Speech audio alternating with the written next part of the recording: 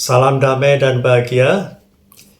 Dalam zaman yang serba kritis, logis, dan saintifik, agama seringkali mengalami ujian berat.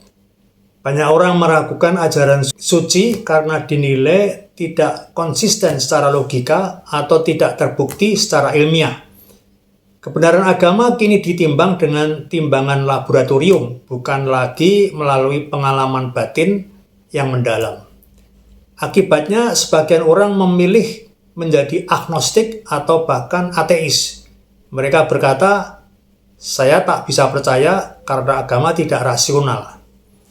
Tapi apakah akal adalah satu-satunya jalan untuk memahami Tuhan? Imam Al-Ghazali pernah mengalami krisis. Ia telah menguasai ilmu kalam, logika, dan filsafat. Namun ia merasa hampa. Sampai akhirnya ia menemukan jalan melalui tasawuf. Jalan rasa, bukan logika. Blaise Pascal, ilmuwan besar, menulis, hati memiliki alasannya sendiri yang tidak dikenal oleh akal.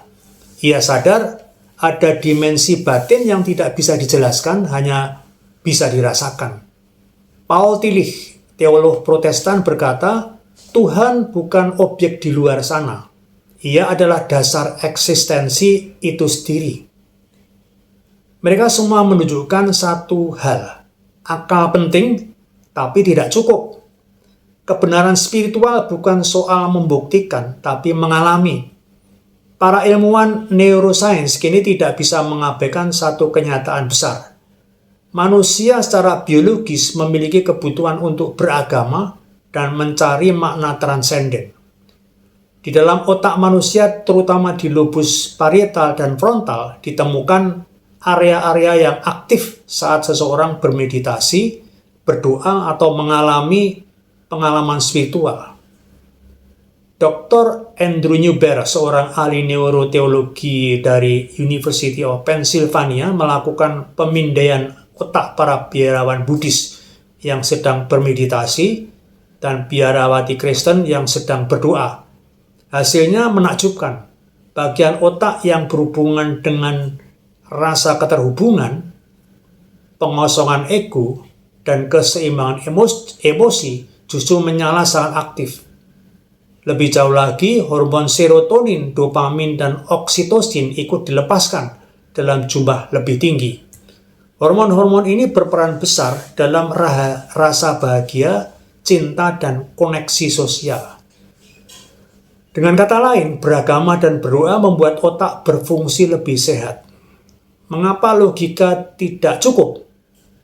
Logika adalah alat pikiran yang luar biasa, tapi juga punya batas. Logika memerlukan definisi, bukti empiris, dan konsistensi. Tapi pengalaman Tuhan adalah sesuatu yang lebih dari logika.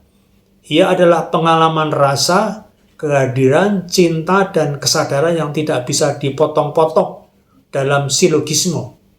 Jika Anda mencoba membuktikan Tuhan seperti membuktikan rumus fisika, Anda akan kecewa. Tapi jika Anda mengalami Tuhan seperti Anda mengalami cinta, damai, dan rasa syukur yang dalam, maka kehadirannya akan nyata.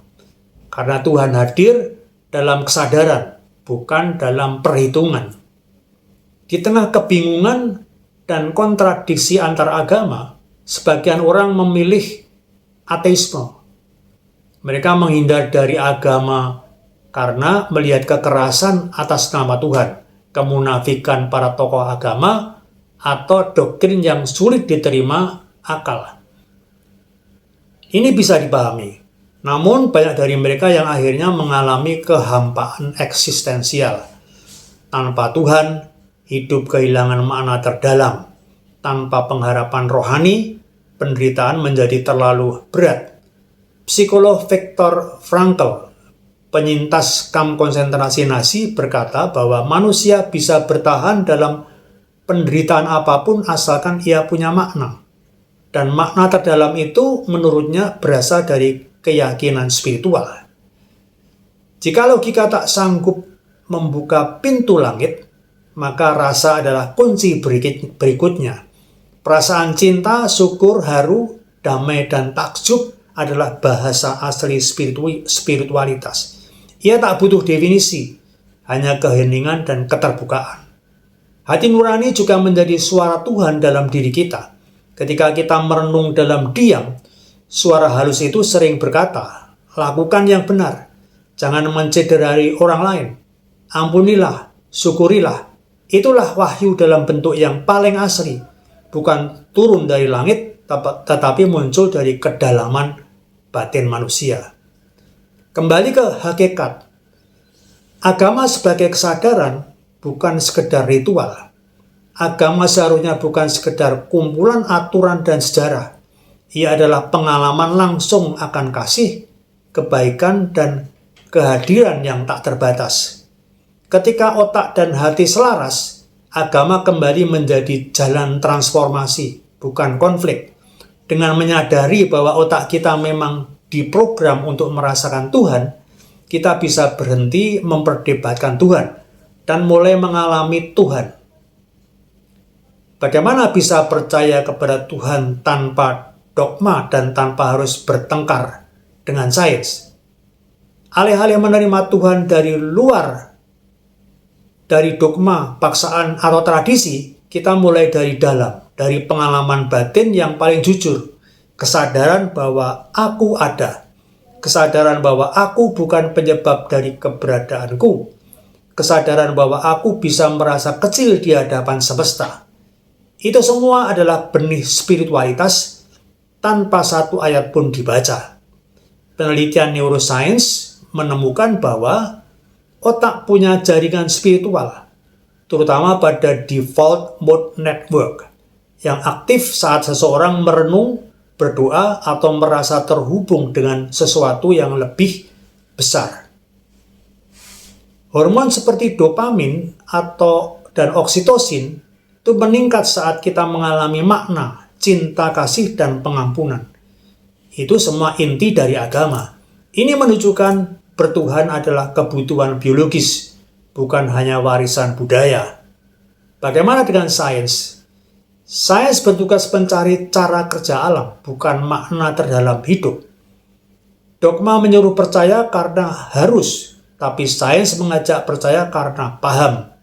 Maka kita perlu spiritualitas yang sadar, bukan yang sekadar mengulang hafalan ayat-ayat. Iman bukan berhenti bertanya. Iman yang sehat justru berani meragukan, lalu tetap menemukan kedamaian. Caranya dengan meditasi, tafakur, zikir dalam makna sejati, bukan sekedar ritual. Bertanya pada diri, apa yang membuatku hidup, sadar, dan mencinta? Lalu izinkan dirimu merasakan kehadiran ilahi, bukan sekadar membayangkannya. Tuhan bukan sekadar zat di surga yang pemarah atau penyayang. Tuhan adalah kesadaran tertinggi di balik semua yang ada. Energi cinta dan keseimbangan yang bekerja di seluruh semesta. Akar dari eksistensi adalah tujuan hidup.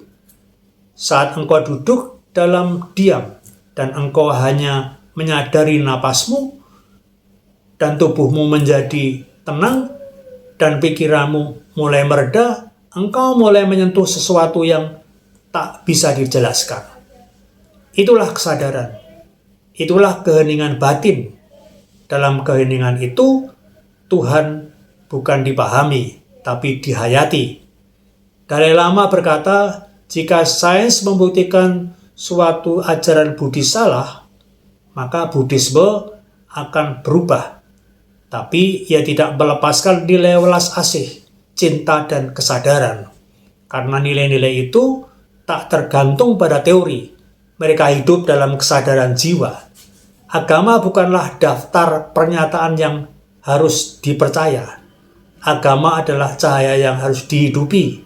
Dan ketika logika tak bisa lagi membuktikan kebenaran agama itu bukan berarti agama salah. Itu berarti engkau diajak untuk masuk lebih dalam. Engkau diajak untuk mengalami, bukan menilai.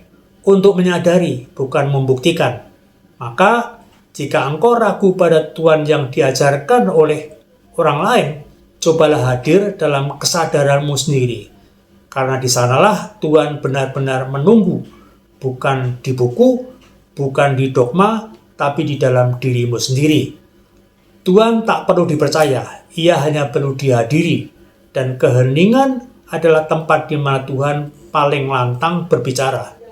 Kadang kita tidak menemukan Tuhan lewat kitab atau ceramah, tapi lewat hening, saat sendiri dalam sunyi. Kesadaran akan Tuhan tak selalu muncul dari logika. Coba lakukan langkah-langkah ini. Pertama, duduk hening, rasakan napasmu. Tuhan rasakan dekat, sedekat tarikan nafasmu. Yang kedua, ingat satu momen paling kau syukuri. Rasa syukur adalah pintu menuju kesadaran ilahi. Yang ketiga, ucapkan dalam hati, aku hadir, dan engkau pun ada. Itu awal dari dialog jiwa. Tuhan tak jauh, dia selalu ada, tapi sering kitalah yang sibuk mencarinya keluar, dan lupa ia bersemayam dalam kesadaran dan rasa. Tuhan bukan logika, tapi kesadaran. Bukan bukti, tapi kehadiran. Bukan teori, tapi pengalaman. Dan pengalaman itu hanya bisa dibuka dengan kesadaran yang jernih dan rasa yang tulus. Jika jalan logika membingungkanmu, maka tempuhlah jalan rasa. Jika akal tak menemukan Tuhan, maka hatimu akan menemukannya. Dan jika dunia tak memberi makna, maka Tuhan di dalam dirimu akan menyinari segalanya.